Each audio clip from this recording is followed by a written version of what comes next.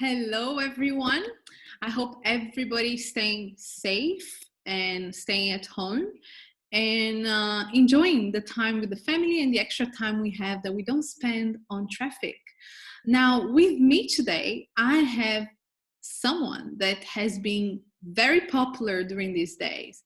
And I guess if you are renting out there, it doesn't matter if you rent your property to live or if you're renting a commercial property to live, you probably have a contract of lease. So if that's you, stick around and I want to introduce you to Ahmed Al Sarai, and he's an awesome lawyer. And before I'll actually let him introduce himself and tell a little bit about him, his company, and why he decided to do what he does. Ahmed, the floor is yours. Thank you, Pina. Thank you, everyone who is watching this and listening to this. Thank you. I hope you're staying safe. I hope everything is going well. These are crazy times. I know. I hear coronavirus about 10 times a day minimum. So it's a conversation that's always happening, and the impact is not certain. And what we have to do is not certain as well. How long it's going to last is not certain, and businesses are affected. I'm a commercial lawyer. My name is Ahmed. I came back from Iraq about maybe 11, 12 years ago as a refugee to Australia.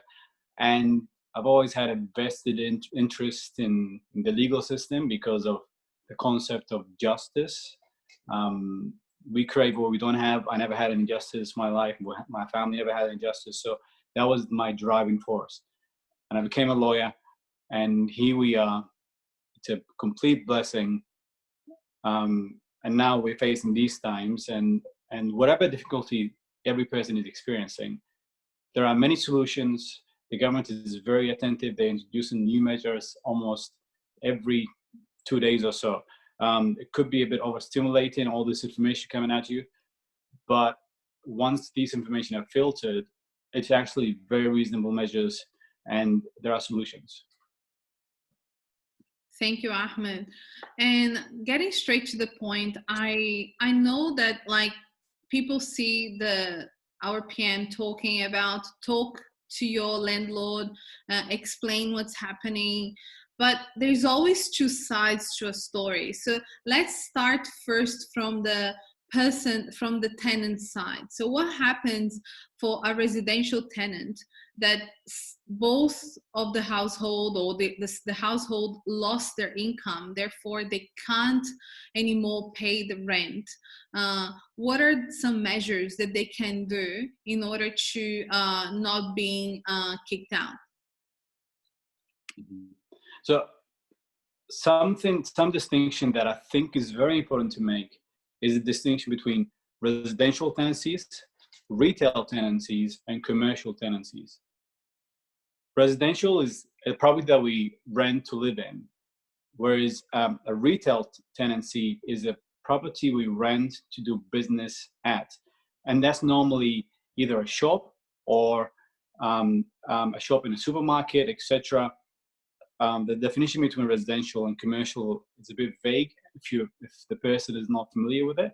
A commercial lease is either an office or a factory or things of purely commercial nature that's not, for example, a shop in a shopping center. Now, each of these measures, each of these categories have different measure to them. I'll deal firstly with commercial and residential tenancies. What happens if the business is struggling and the tenant is not making enough money to pay the rent? It's very common.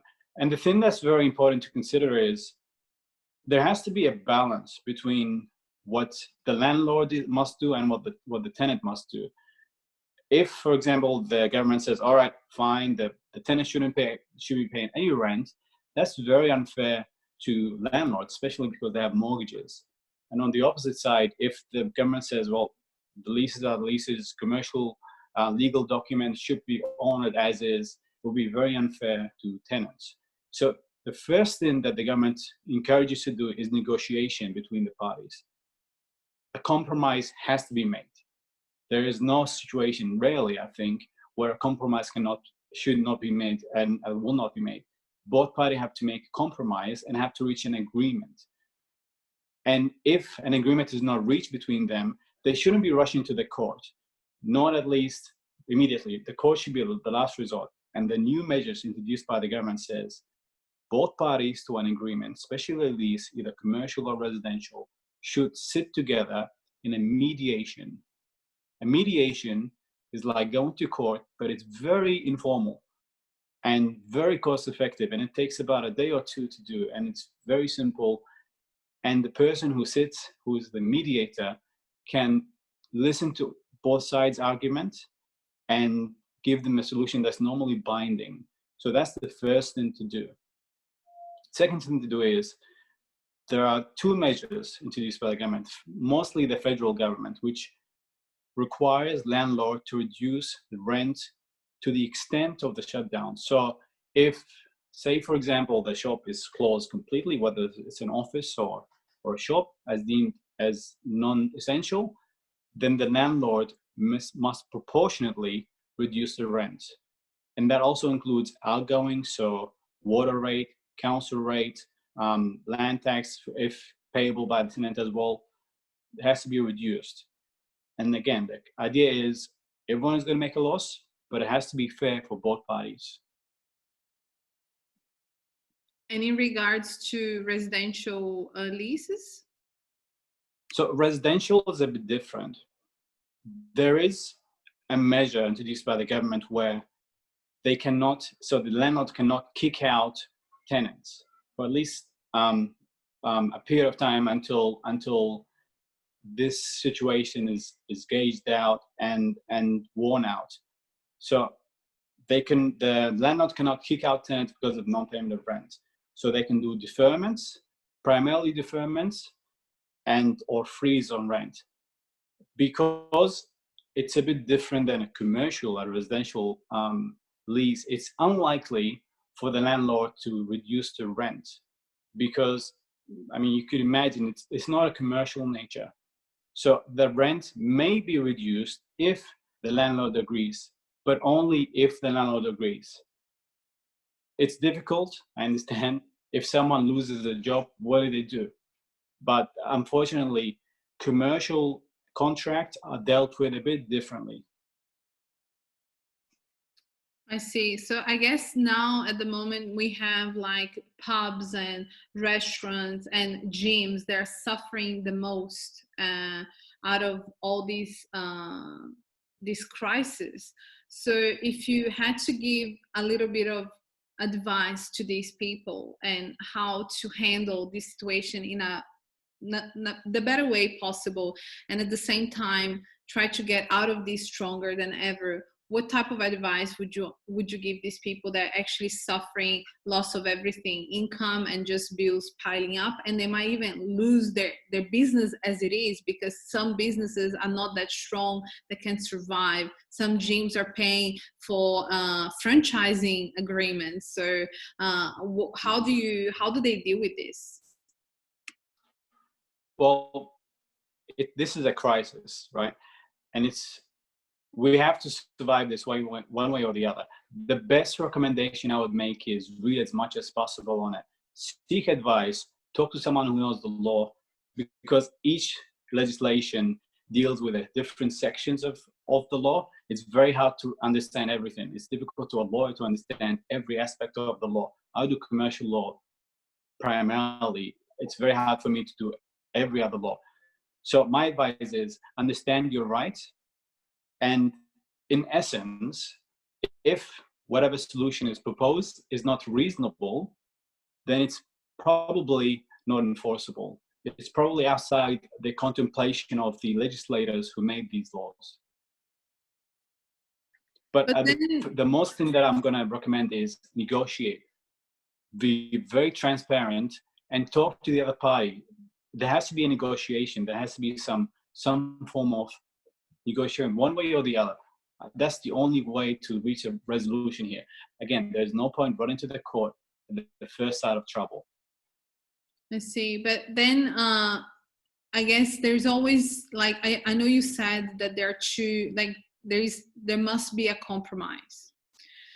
But from the residential aspect, it looks like that at the end, the landlord is the one that will take the big hit, because if they can't remove their tenant within 6 months, after those 6 months, even if they are allowed to remove the tenants, they still have loss of rent during those 6 months.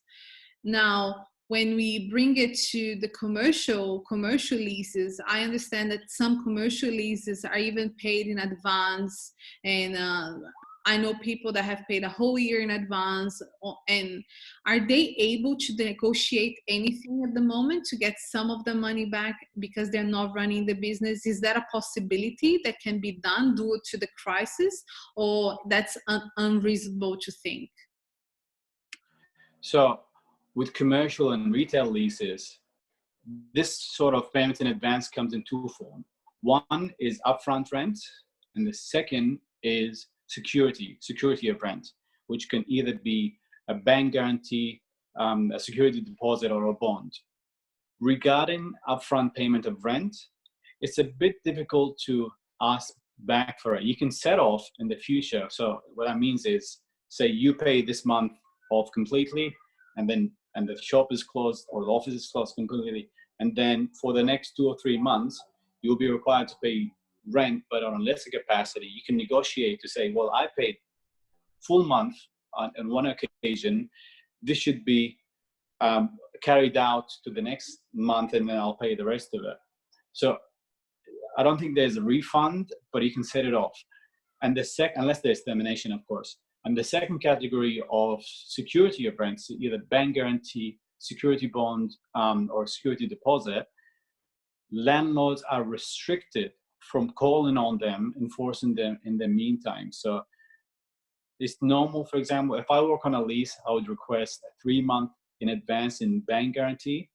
Landlords cannot run to the bank and call on this guarantee because the tenant couldn't pay rent. So there's at least some peace of mind to tenants in that aspect. I see. So as you are explaining, there's a lot of things that normal people wouldn't know how to negotiate and how to do these things. Do you advise people to get a lawyer from the beginning to start this conversation with the tenant, or you think that they should try it on their own first, and then if the landlord doesn't want to agree with what they're trying to talk about, then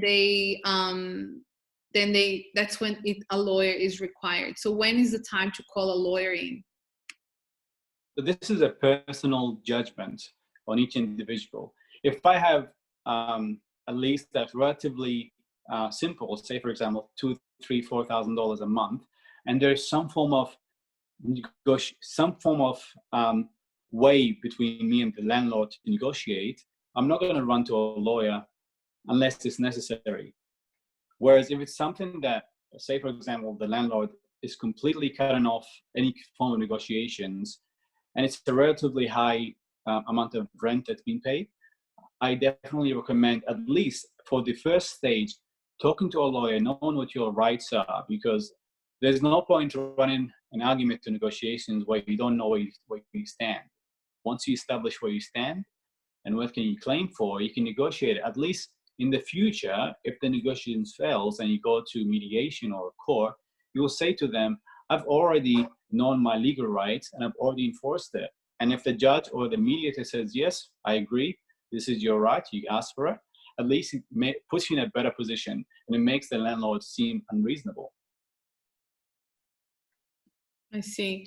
And this first consultation with the lawyer, is it a paid consultation, or is it something that people can reach out to you over the phone and have this consultation like briefly? How does that work? So people that I understand, like, you're a professional, you need to get paid, yeah, and you're not here to give free advice. But on the other end, you have someone in distress as well, that is the sole reason of them getting in touch with you it's basically because they're going through financial hardship. Right, so, right. How does that work at this stage? How are you helping people in that matter? Right. So each lawyer is different. Some lawyers ask for payments upfront for consultation. Others don't. It's really it's a profession and it's a business, and it's trading. It's a service, or trading time for monetary value. The way we do it in our practice is we normally ask for if it's an extensive consultation, we charge for a fee for it. Whereas if someone called me on the phone, for example, and they spend 5-10 minutes asking me a few questions, there's no point charging for that. So I'm more than happy to do free advice or a free consultation on that basis. See, now, if people wanted to reach out to you and they wanted to get in contact with you, or they know someone that after they watch this video and they think, oh, maybe I should get them to talk to you, what would be the best way for them to contact you? Well, you can look me up online on our website, jbsolicitors.com.au, or if you've known me somewhere, if you heard about me from someone, just ask them for my number. There's no better way than just Google jbsolicitors.com.au, and you'll have my number there. You have my email there, and then it's very easy to contact me. You can jump on LinkedIn, jump on Facebook. There's a whole bundle of platforms where I'm able to be contacted through. So you're happy for me to share this down below on the description? Oh, definitely. Okay. Oh, well, it was a pleasure to talk to you, and thank you for your time. I know your time is money, and I really appreciate your time today and all the answering all the questions. Apologies if any question was silly to you, but I'm coming from a mindset of someone that rents, someone that is like is so stressed about what's happening, and we just need some clarity. So I really appreciate you putting yourself out there and answering all these questions. And thank you, Ahmed, so much. My absolute pleasure. Thank you so much for making the time. Thank you for being very, very cooperative and nice about this. I really appreciate it.